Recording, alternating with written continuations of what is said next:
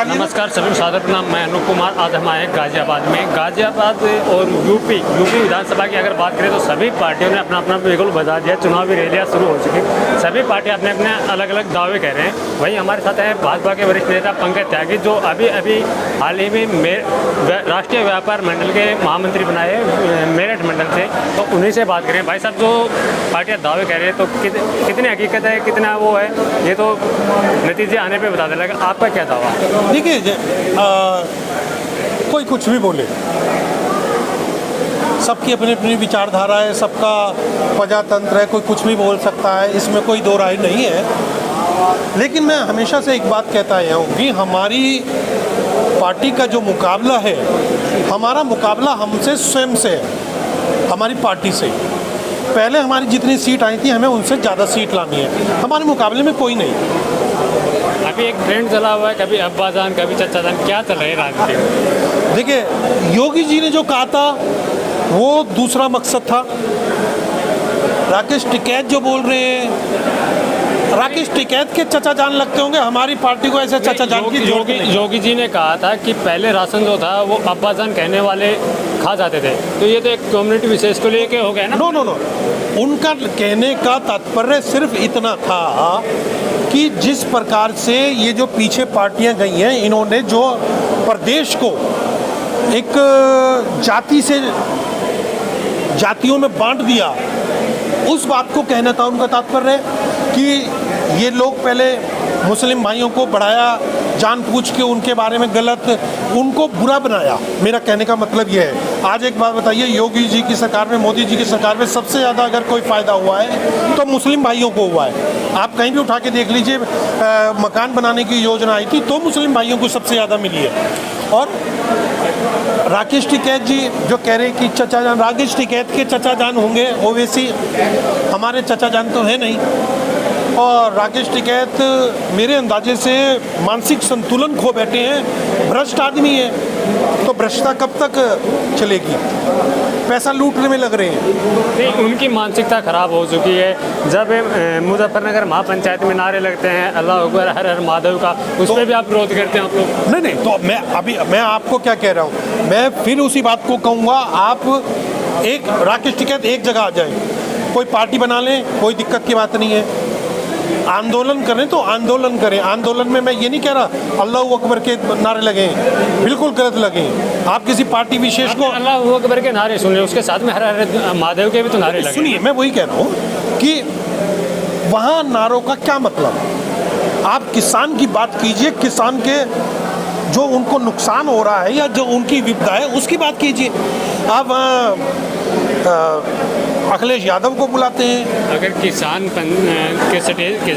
जो आंदोलन है उसकी स्टेज पे देश धर्म को जोड़ने के लिए हर हर महादेव और अल्लाह अकबर के नारे एक साथ लग जाते हैं, तो गलत क्या है? मैंने फिर आपको एक बात कह रहा हूँ, राकेश टिकैत या तो कर लें नेतागिरी, पार्टी बना लें, कोई दिक्कत की बात नहीं। किसी पार्टी में चले जाएं, कोई दिक्कत की बात नहीं। आप एक तरफ कहते हो कि हम आंदोलनकारी हैं, एक तरफ आप कहते हो आप नारे लगा रहे हैं, आज तुम कह रहे हो चचा जान है। पागल हो चुके। एक उनका जो कोई प्रवक्ता है धर्मेंद्र मलिक करके एक प्रवक्ता भी है शायद उनकी पार्टी के, वो सबसे गिरा हुआ आदमी है। उसे तमीज़ नहीं बोलने की, महिलाओं से कैसे बात की जाती है। कल मैं एक डिबेट देख रहा था, निहायत ही उसे ये पता नहीं कि बुजुर्ग से कैसे बात की जाती है। निहायत ही गिरा हुआ आदमी है धर्मेंद्र मलिक। चोर उचक्के बैठकर आंदोलन की बात करते हैं। ये आंदोलनकारी नहीं है। नहीं, उनके लिए आपने बोल दिया, बिल्कुल सही बोला। वहीं यदि नरसिंहानंद सरस्वती बीजेपी महिला नेत्रियों के लिए भी अब तो उनके लिए बोला गया था। इसमें क्या हो गया? महिला कोई भी, देखिए, महिला किसी भी जात की हो, किसी भी धर्म की हो, महिला है। महिला भारत माता को भी माँ के नाम से कहा जाता है। भारत पिता नहीं कहते, भारत माँ कहते हैं। तो महिलाओं का सम्मान तो हर जात, हर कास्ट, हर व्यक्ति, हर बच्चे, हर बड़े, हर जवान को करनी चाहिए। व्यापारी भाइयों का चुनाव में बहुत अहम योगदान होता है। व्यापारी मंडल में आने का कोई चुनावी स्टैंड तो नहीं है आपका? नहीं, बिल्कुल नहीं है। चुनाव के नजदीक बिल्कुल नहीं अनूप जी, ऐसा बिल्कुल भी नहीं है, मेरे मन में भी नहीं था। और ये तो मैं, देखिए, मुझे एक लोगों की सेवा करने का, व्यापारी भाइयों के दिलों तक पहुंचने का मुझे एक प्लेटफार्म मिला, जिससे कि मैं उनकी जो भी, जैसे आप जानते हैं कि मैं डॉक्टर रीता बहुगुणा जोशी सांसद जो है उनका विशेष सहयोगी हूँ, कि जो भी उनकी समस्याएं माननीय सांसद जी तक पहुँचाने के लिए, फिर उसके बाद हम चाहे केंद्र से उसको सॉल्व करवाएं या राज्य से करवाएं, तो ये एक स्टंट नहीं है, ये एक वाकई में सेवा भाव। वाकई में सेवा भाव तो एक हम कार्यकर्ता के रूप में भी कर सकते हैं, एक बड़ा पद लेके अचानक से। नहीं, आप देखिए, मैं आप नोट कीजिए कि मैंने पार्टी में आज तक कोई पद नहीं लिया है, मेरे पास कोई पद नहीं है पार्टी में, आपने नोट किया होगा ना, मैं लेता हूँ कोई पद, मैं सेवा ही करता हूँ। ये भी एक, देखिए इनसे भी मैं क्यों जुड़ा, क्योंकि एक ये राजनीतिक दल नहीं है, वो एक राजनीतिक से अलग हटके प्लेटफॉर्म है। राजनीति से हटके प्लेटफॉर्म है, लेकिन चुनाव में बहुत अहम योगदान होता है कि व्यापारी जहाँ चला जाते हैं लगभग जीतते हैं। देखिए, योगदान तो व्यापारी भाइयों का भी होता है, एक मेरे आम भाई का भी होता है, सभी भाइयों का होता है। व्यापारी को अहम योगदान इसलिए माना जाता है क्योंकि व्यापारी मंडल जो है वो लगभग एक जगह काउंटिंग में होता है। नहीं, देखिए ये तो सब लोग सोचते हैं, नहीं तो व्यापारी भाई भी कहाँ से हैं, समाज से ही हैं, समाज से ही हैं, व्यापारी भाई भी समाज से ही आते हैं, सबके घर परिवार हैं, रिश्तेदार हैं, मित्र हैं, दोस्त हैं। तो बाबू देखो, मैं एक चीज़ साफ कहता हूँ, जिसकी नीति अच्छी होगी वो चुनाव जीतेगा। आज हर इंसान रोटी खाता है, कोई घास नहीं खाता है, सब इतनी समझ रखते हैं कि किसकी नीति अच्छी है, किसकी नीति बुरी है।